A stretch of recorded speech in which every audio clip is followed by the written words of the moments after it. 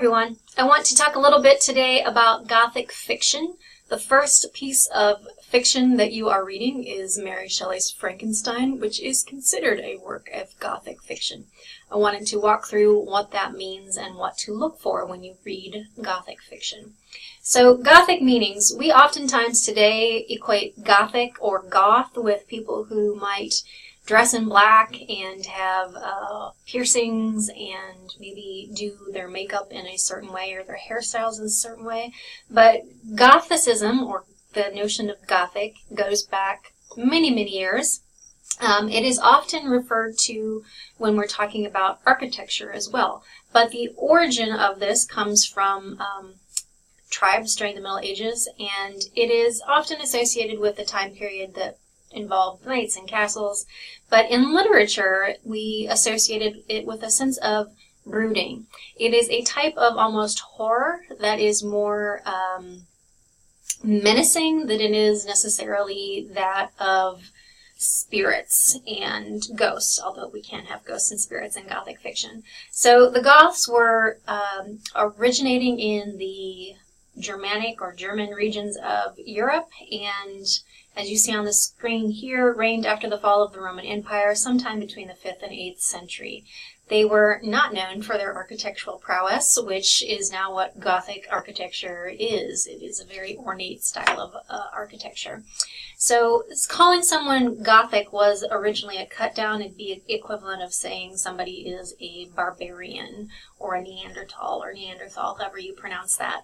And so it was a cut down. But when we apply it to literature, we are meaning a very specific style of literature. Here's an example on the screen of what a piece of Gothic architecture looks like. So again, very ornate, not very streamlined, a lot of buttresses, very detailed, intricate stonework, and if you think of Westminster Abbey in the UK, that would be an example of a Gothic piece of architecture. So when we're talking about literature, Gothic literature, we're talking, as I said, about a genre or subgenre of horror. And when you take romance, so heightened feelings of emotions, and you combine horror or fear, so those things that are menacing and scary and unknown, you have what is known as Gothic horror. And if you equate it to the American counterpart, you have Edgar Allan Poe, who would be known as somebody who is a style of Gothic horror fiction writer.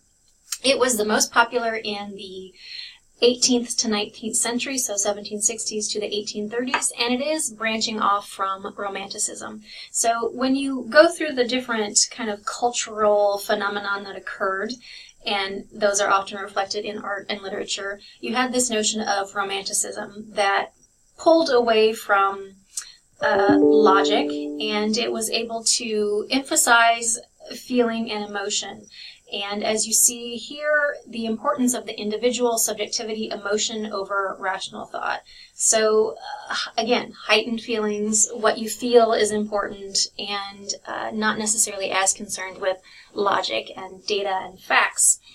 When we read Gothic, when we watch pieces of horror or Gothic horror, we read and watch and consume this type of media because there's almost a pleasant feeling in being a little scared. It's pleasant because it's safe. We are able to control it. We can stop reading. We can turn it off. We can turn the volume down.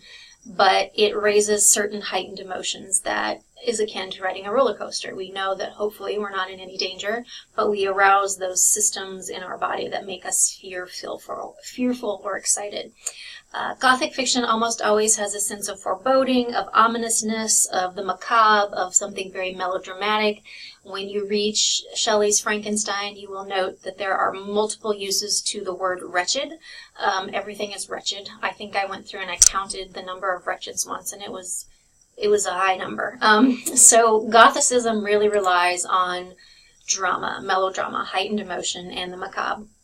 Common elements in Gothic include things that are supernatural, so you can have ghosts. More often you would probably see mad or crazy people.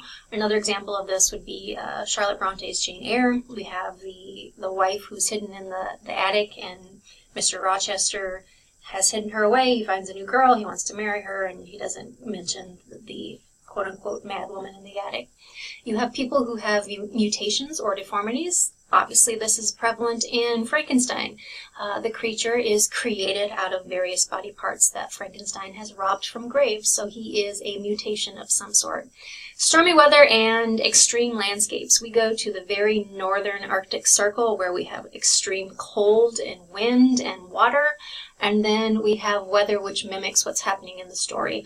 Almost always when there's something bad happening in Frankenstein, there is a storm rolling in. There are dark clouds coming, wind and rain. When Frankenstein himself is feeling happier or in lifted spirits, the nature reflects that. So we still see this trope used today in Gothic fiction.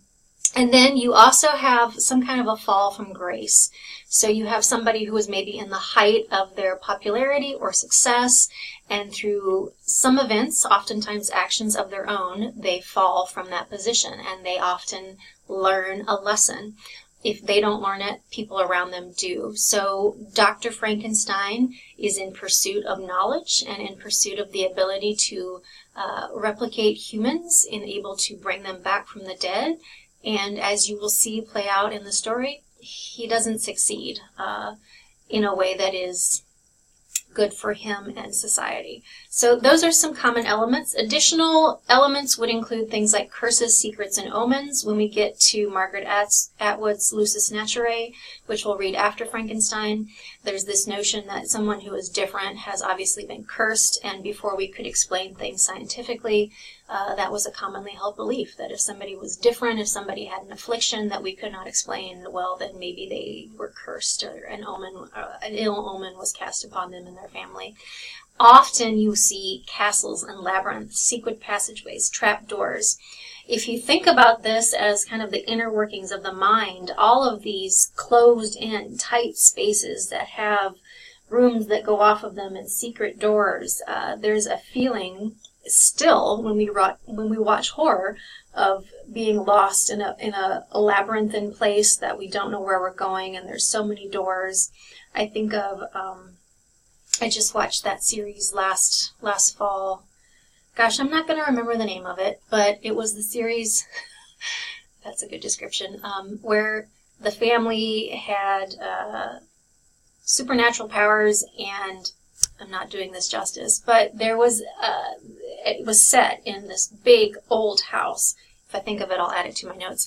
In this big old house, and they could be, one person could be in one room and another person could be here, and it's scary because there's stuff happening and they can't hear each other, they can't help each other. Another component would be women in distress. Very, very common trope in original Gothic fiction, where you have a woman who is in need of saving, and we see this in Frankenstein with his bride. And then grave robbing. Again, we see this in Frankenstein to create the creature. So I had mentioned Jane Eyre, the Gothic piece by Charlotte Bronte, but you also have other works by another Bronte sister, Emily Bronte, Jane Austen, and again, Edgar Allan Poe, Stephen King, Anne Rice. These are all, the last three are American authors who would be known as Gothic fiction writers. So some common questions you want to think about as you read Gothic fiction, which would include Frankenstein and a couple pieces we'll read after that, would be who am I, why am I here, why was I made? These are the questions that the creature that created the mutation might ask. We see Victor Frankenstein's creature, or as some people like to call it, the monster, ask these questions. Why doesn't my creator love me? We see him seeking to understand a greater sense of purpose. How does the setting define the characters? Again, the setting, what's happening in nature, reflect what's going on in the plot. Who is included and who is excluded from certain settings? What are the repercussions of that exclusion? And who or what is the other? The notion of the other is very common in literature. It is very common in this style of writing, this mode of Gothic fiction, and we other people when we make them lesser. So we often see women, minorities, those of different abilities being othered. They are less than, they cannot do as much, and they are treated as such in literature. And by using various critical theories that we'll get to later, we start to take that apart and understand why it was happening. Obviously, the creature in Frankenstein is an other. It is a person that is not born through natural means. He is a person who is excluded from society because of the way that he looks. He is a person who is ostracized by his parental figure, and that leads him to feeling excluded and then acting out. I like to ponder what would become of the creature had he been accepted by Frankenstein. Had he had a parental figure, would he have been a contributing member of society? So it raises a lot of those nature versus nurture questions. What's important? Do our genes and our genetic makeup determine who we are solely, or does the environment that we grow up in, the help and assistance and support that we get, influence that? So ask yourself those questions when you think about Frankenstein. So that's a very short overview of Gothic fiction, but hopefully gives you a better idea of what you are reading when you read Frankenstein. Thank you.